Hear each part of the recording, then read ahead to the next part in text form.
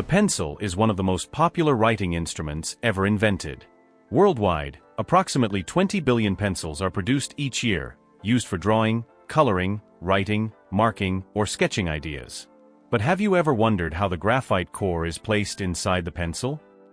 Today, we'll discover how graphite and colored pencils are made, from the graphite core to the finished pencil you hold in your hand. The inner part of pencils, called the leads, is made from graphite. Graphite is a form of mineral carbon whose exploitation began around 1564, when the first deposit was discovered in northern England. It is a natural form of crystalline carbon, one of the softest minerals in existence. When rubbed on paper, it releases tiny particles, leaving a dark, uniform mark. Graphite is found in several regions of the world, in deposits formed by geological processes that took place over millions of years. Modern pencils appeared in 1795, thanks to the French chemist Nicolas Jacques Conte. He had the idea of mixing graphite powder with clay and water, then shaping this paste into thin sticks. These small rods were then encased in wood, giving rise to the first pencil leads enclosed in a wooden sheath. This is how the pencil, as we know it today, was born. Graphite used in mining is extracted either from open-pit quarries or underground mines. It is a relatively rare ore, difficult to locate, and even more difficult to extract and bring to the surface. Miners drill into the rock using specialized tools. They introduce explosives to break up the blocks, or use jackhammers to break up larger pieces and facilitate loading. The ore fragments must contain a sufficiently high percentage of graphite, generally more than 30%, for the operation to be profitable. Once extracted, these blocks are transported to industrial crushers and grinders. There they are crushed, ground, and reduced to a fine dry powder, which becomes the ideal raw material ready to be shipped to pencil manufacturing plants.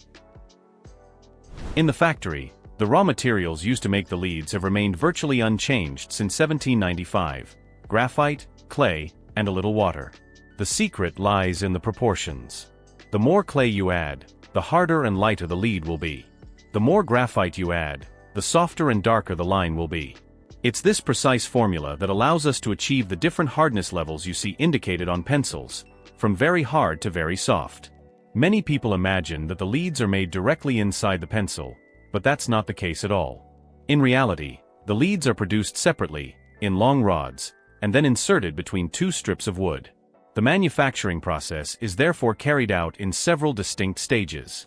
To begin, the manufacturers pour powdered graphite, clay, and water into large mixing vats. The machine stirs the paste until a homogeneous consistency is obtained. This mixture is then left to rest for about an hour and a half. This resting time allows the water to distribute evenly, thoroughly hydrating the clay and resulting in a perfectly smooth mixture. For colored pencils, the principle is similar, but colored pigments and a specific binder are added instead of most of the graphite. This binder can be wax or resin-based, giving the or its creamier texture and vibrant color. Once the mixture is ready, it is transferred to an extrusion machine.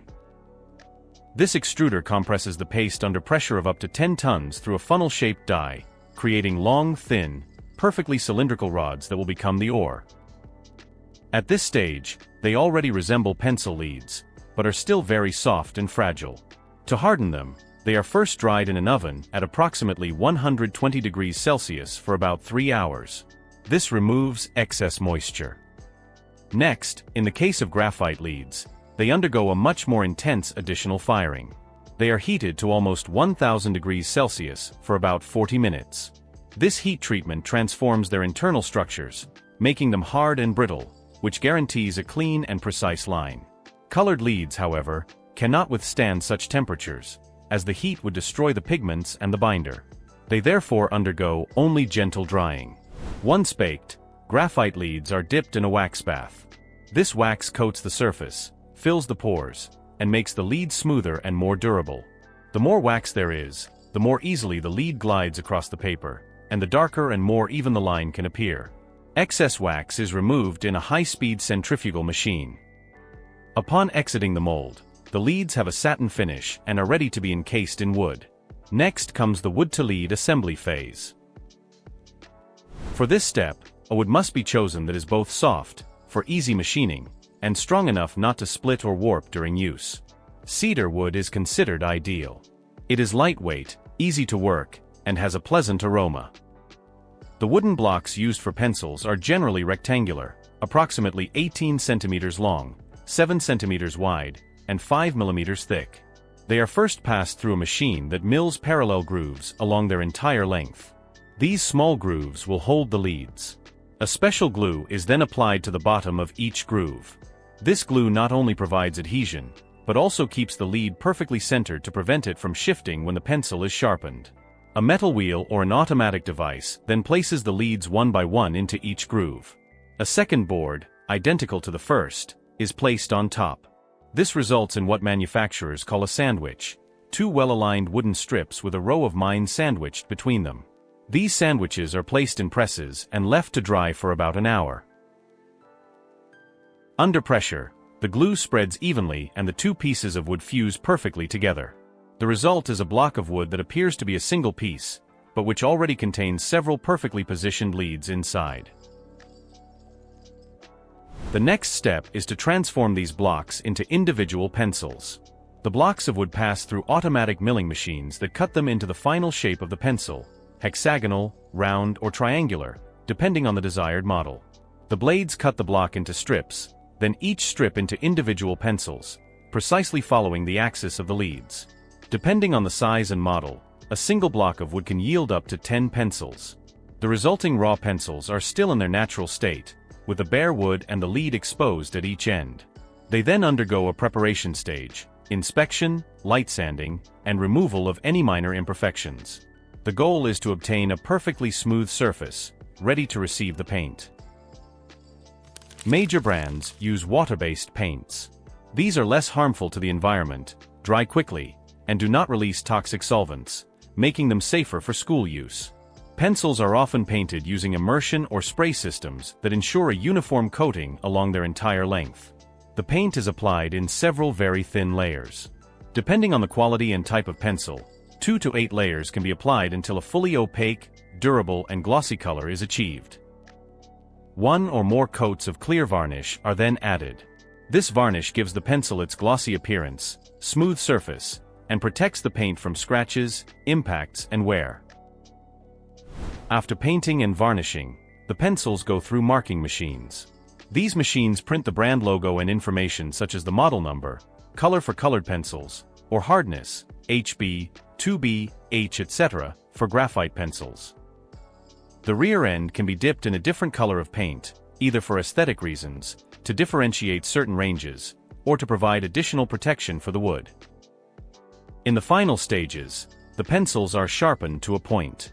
Machines equipped with rotating abrasive belts sharpen thousands of pencils much faster than any manual sharpener. They shape both the wood and the lead to create a smooth, centered point.